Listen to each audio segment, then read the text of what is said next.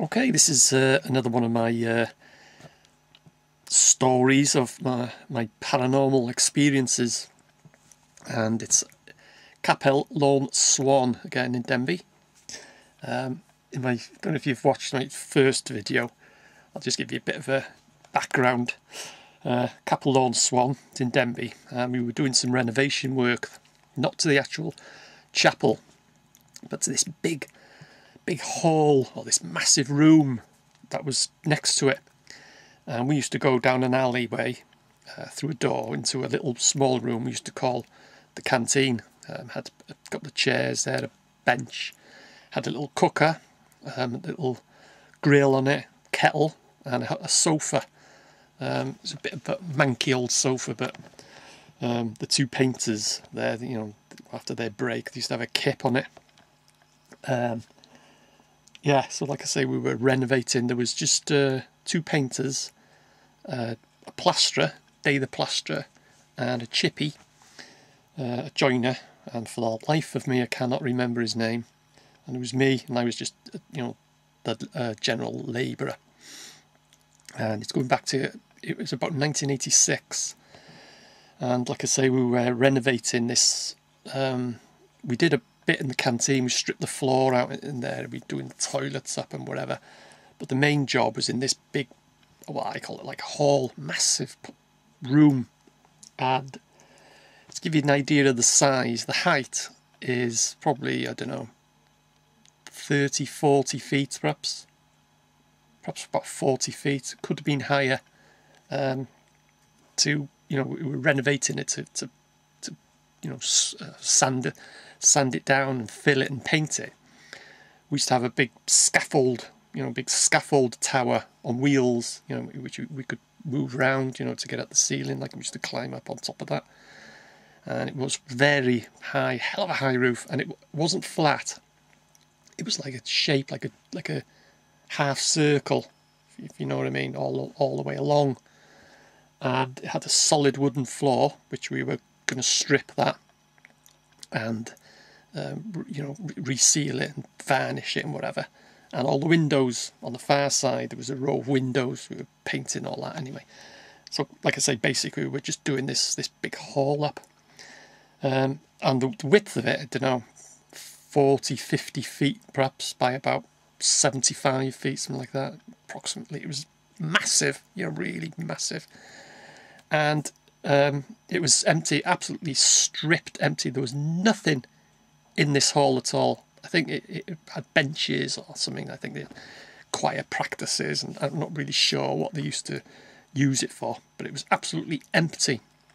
If you were in that hall, I'll call it, and you looked around, there was nowhere that anyone could hide, nothing like that at all. It was just the four walls and the domed ceiling and the floor. You would see someone there.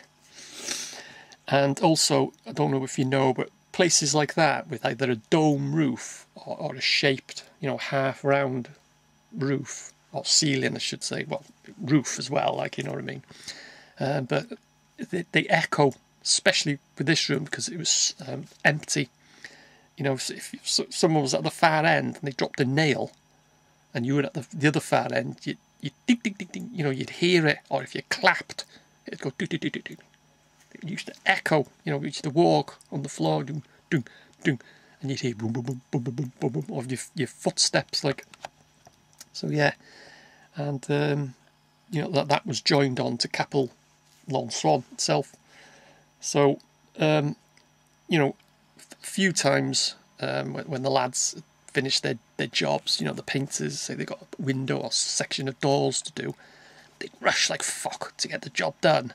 And then they'd bugger off. We used to work till 4, 8 till 4, and those were the hours. But like I say, if they've got their jobs, like the painters had finished they rush in, whatever, got the job done, they'd piss off at about 3 o'clock, half 2, 3 o'clock sometimes used to go.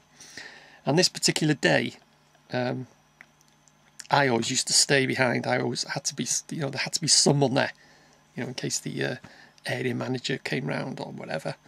you know, and I just tell them, oh, we've just fucking run out of material and things like that. I just make an excuse, but they very rarely used to come round.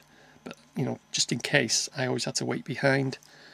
Yeah, like I say, this particular day, the painters, they pissed off about 3 o'clock. They'd finished their work.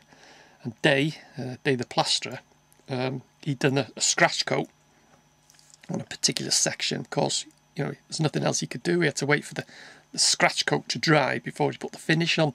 So he fucked off. I think he went off about 3:15, just after the painters.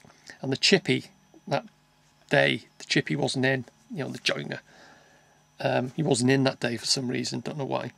So I was there by myself, and I can remember it to this day. Like I say, going back to 1986, but I'll never ever forget it. I was there on the table. I wasn't doing anything. I had fuck all to do, like. But I had to wait till 4 o'clock, and I was actually reading Exchange and Mart. So I was there, you know, I had a cup of tea and whatever. I think it was getting on towards about 3:30, something like that. When suddenly, coming from this big room, was boom, boom, boom. I thought, what the fucking hell's that? My first thoughts were, fucking hell, it's one of the lads, you know, they're finishing off a job or whatever. And I suddenly thought, well, no, I've actually seen the painters leave, go out the door, and Day, the plasterer, he fucked off, and the chippy wasn't in. I was there by myself. I was thinking, all the while, boom, boom. You know, all the while this noise, this big boom, boom, regular interval, not, you know, erratic, regular.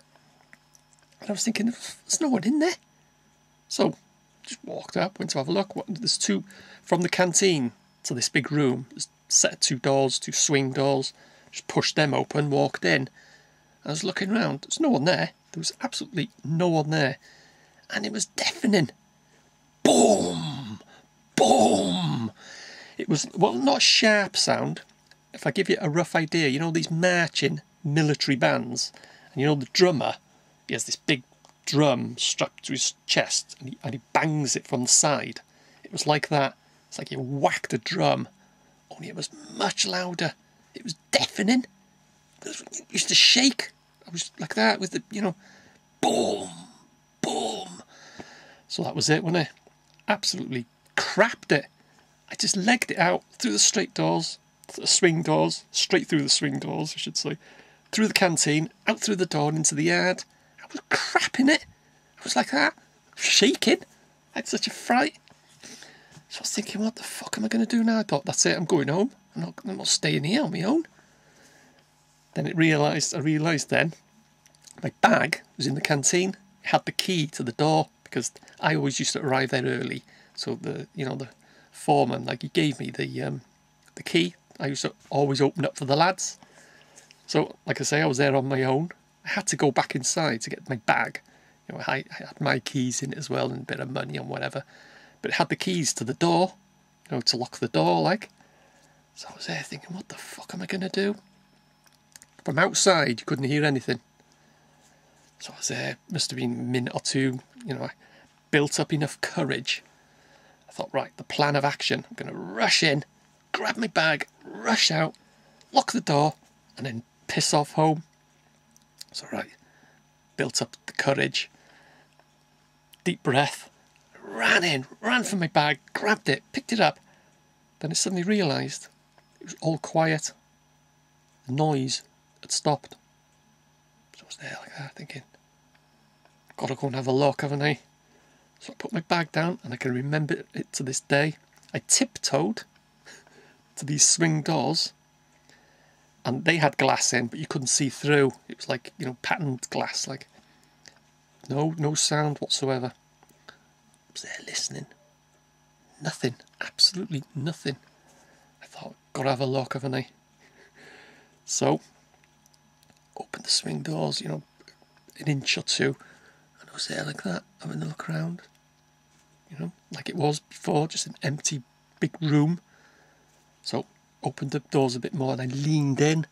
I was there having a look around. No one there. Absolutely no one. Like I say, you know, there was no one for anywhere to hide or stand behind or anything like that.